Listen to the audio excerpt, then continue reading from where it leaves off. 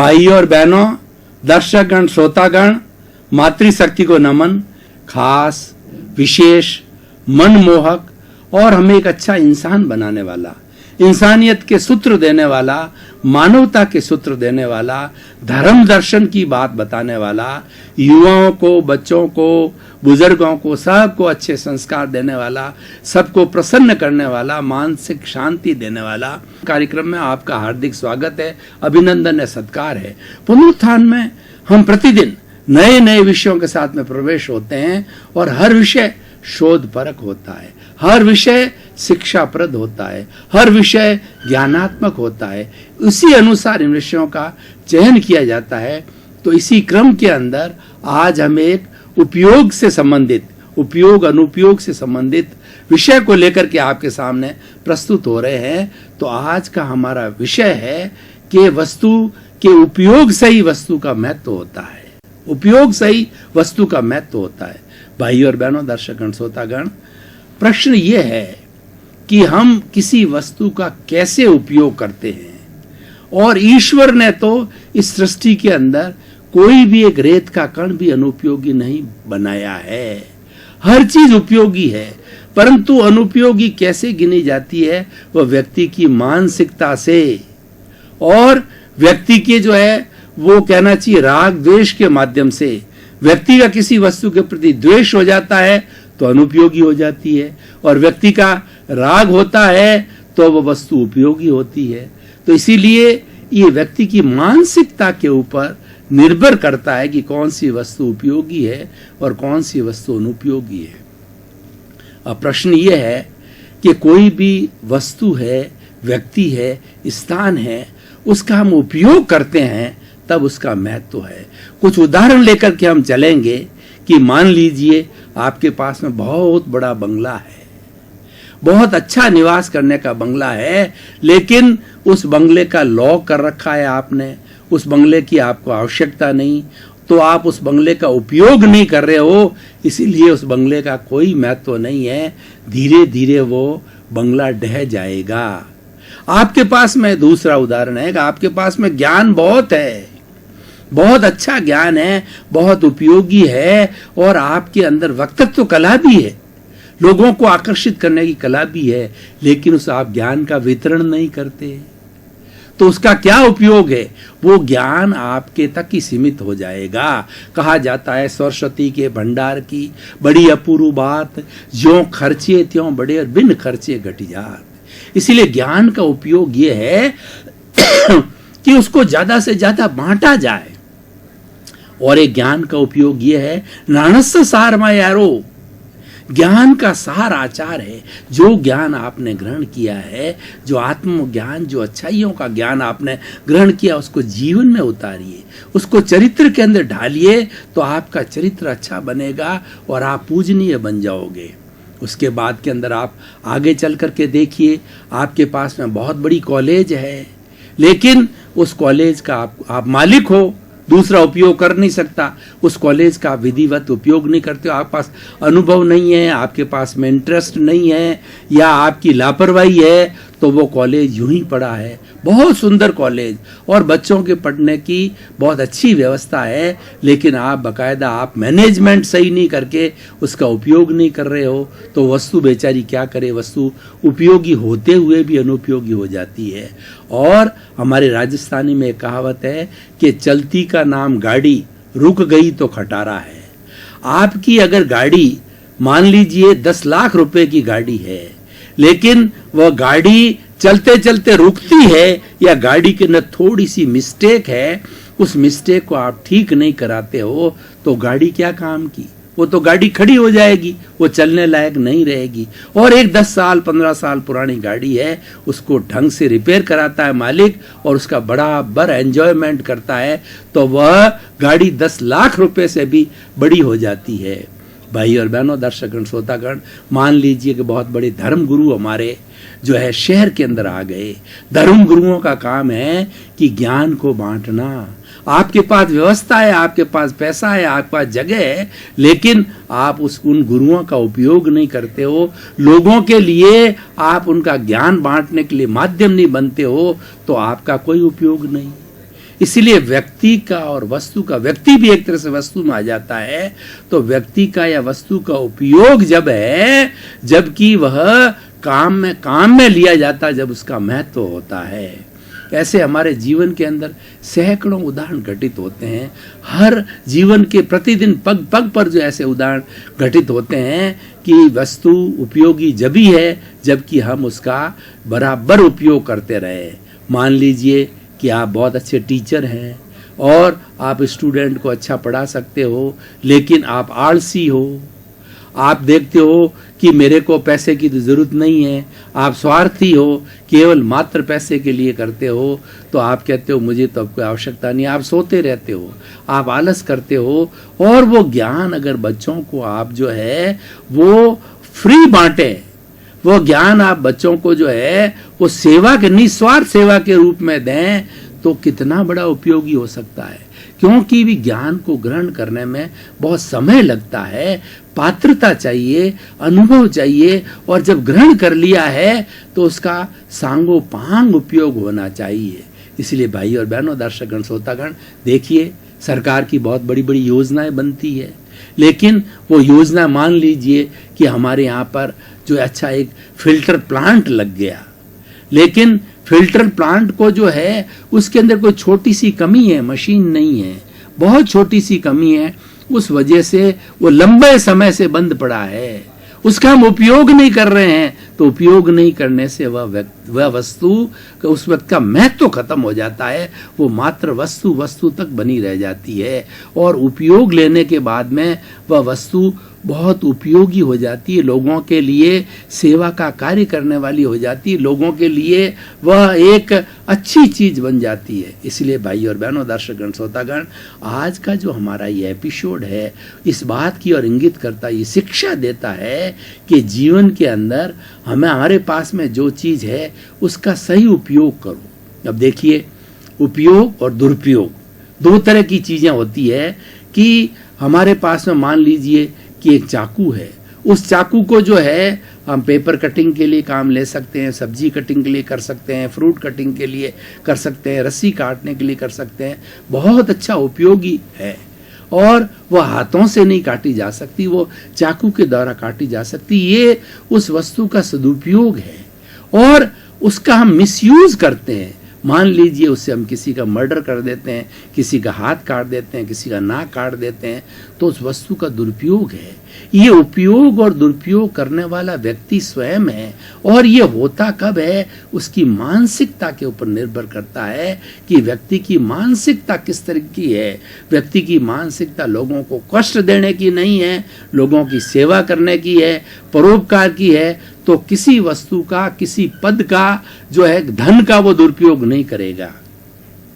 कोई honest politician है, मंत्री है, एमएलए है, एमपी है, तो अपने पद का कभी भी दुरुपयोग नहीं करेगा, वह लोगों की भलाई के लिए करेगा, क्योंकि उसके मन में हर वक्त स्मरण रहेगा कि मुझे जनता ने जो इलेक्ट करके भेजा है, उनकी सेवा के लिए भेजा, उनके डेवलपमेंट के लिए भेजा है। अगर मैं वह कार्य नहीं करूंगा, मेरी ड्यूटी को बराबर नहीं करूंगा, तो दूसरी बार लोग मुझे चयनित करके नहीं भेजेंगे। तो ये बहुत बड़ा उपयोग हो गया, इसको सदुपयोग बोला जाता है। इसलिए हमेशा हमें अपनी मानसिकता को सही रखना है, क्योंकि उपयोग अनुपयोगी मानसिकता से जुड़ा हुआ है, और व्यक्ति की मानसिकता जब खराब हो जाती है, जिसको नेगेटिव थिंकिंग कहा जाता है, तब व्यक्ति हमेशा बुराई की ओर जाता है, अपराध की ओर जाता है, और किसी वस्तु का सही उपयोग नहीं करता है, और व्यक्ति वो पॉजिटिव थिंकिंग वाला होता है, तो हर शब्द का, हर वस्तु का, हर तत्व का, हर बात को जो है सकारात्मक लेता है, और सकारात्मक लेकर के लोगों की भलाई के लिए, स्वयं की भलाई के लिए उसका उपयोग करता है। इसलिए भाई और बहनों, दर्शकगण, श्रोतागण, ये बहुत बड़ा जो है आज हमारा एक कॉमन इश्यू है, ये कॉमन विषय है कि हमें हमेशा जो है वो वस्तु का सदुपयोग करना चाहिए। और वस्तु भी उपयोगी कब है, महत्वशील कब है, कि जब उसका उपयोग लिया जाए। यानी हमारे घर में जितने साधन हैं, और हमारे मन, वचन, काया, तीनों बहुत बड़े साधन हैं, एक व्यक्ति के थ्रू जीवन पर काम करने के जो साधन है वो मन, वचन और काया है। इन मन, वचन और काया का जो है हम अच्छा उपयोग करते हैं तब इसका महत्व है। मन से हम अच्छा चिंतन करते हैं, सुबह से शाम तक हम यही सोचें कि प्राप्त मन, वचन, काया से जगत के किसी भी प्राणी को किंचित मात्र भी दुख न हो, दुख न हो, दुख न हो, ये मन से चिंतन करते रहें तो ये मन का बहुत बड़ा उपयोग है।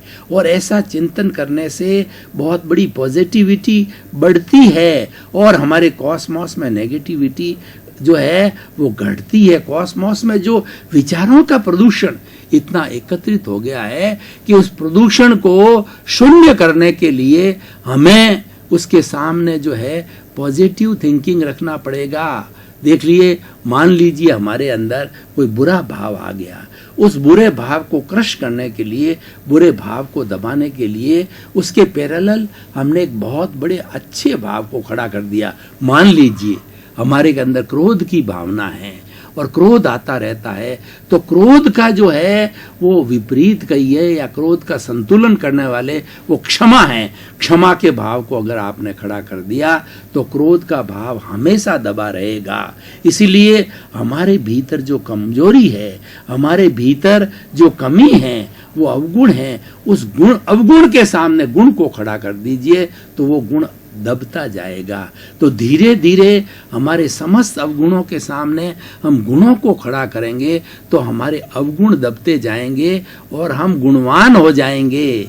हम जो है हमारा व्यक्तित्व सबके लिए प्रिय हो जाएगा और वस्तु जैसे उपयोगी होती है मनुष्य भी समाज के लिए उपयोगी सिद्ध हो जाएगा। अगर व्यक्ति बहुत अच्छा चरित्रवान है, अच्छा कार्य करता है तो समाज में उसकी पूछ होती है, समाज में उसको बुलाया जाता है, लोग उसको सुनने का लिए पसंद करते हैं, उसके अनुभव को लेना पसंद करते हैं, उसके गाइडेंस को लेना पसंद करते हैं। तो इसलिए भाई और बहनों, दर्शकगण, श्रोतागण, विषय का जो वस्तु का महत्व उसके उपयोग से है, तो उसी तरह से हम भी एक वस्तु है तो हमारा भी महत्व है हमारे उपयोग से। अब हमारे इस शरीर का कौन उपयोग लेगा? मन की बात मैंने कही, अब वचन की बात कहूँ तो वचन है, इसका मतलब हमारे शब्द निकलते हैं, भाषा निकलते हैं, जिससे हम समाज के अंदर एक दूसरे से इंटरेक्शन करते हैं, वार्तालाप करते हैं और अपने पास के अंदर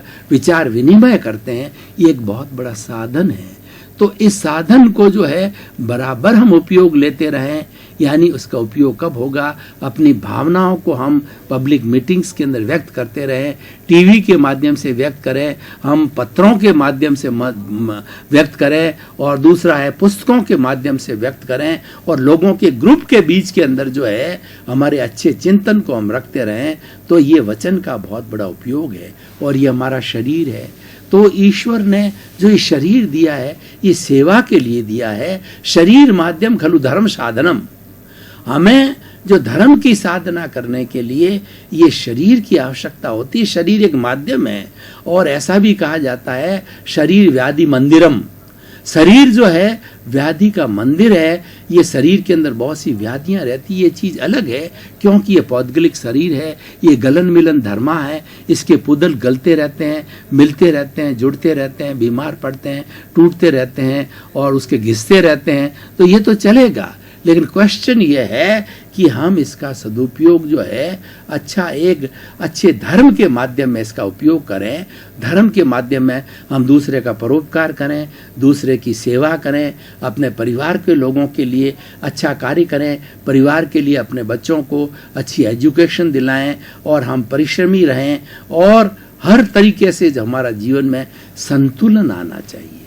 संतुलन एक बहुत अच्छी क्वालिटी, एक बहुत अच्छा गुण है।